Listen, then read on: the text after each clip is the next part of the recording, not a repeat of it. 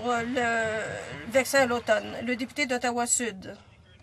Monsieur le Président Obama, le Premier ministre Brown, Monsieur Sarkozy et d'autres ont représenté leur pays en préparation de la conférence de Copenhague.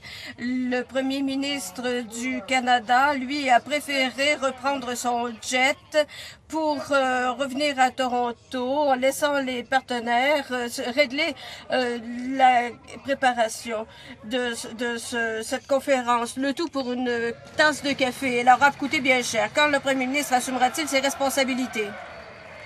Le ministre des Affaires étrangères.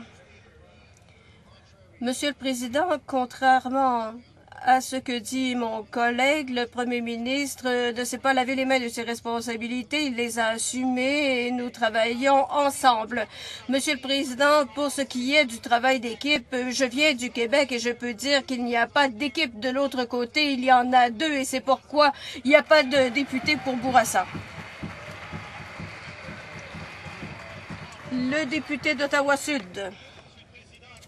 C'est près de 4 ans à saboter les efforts de lutte contre les changements climatiques. À Bonn, à Bali et à Poznan, où en sommes-nous? Il n'y a pas de plan national, pas de réglementation, pas de système d'échange. Personne ne croit qu'ils puissent atteindre leur cible d'intensité bidon. Pourquoi ces républicains canadiens préfèrent-ils attaquer la Chine et l'Inde plutôt que de faciliter la conclusion d'un accord international? Est-ce que c'est parce qu'ils veulent simplement faire échouer le sommet de Copenhague?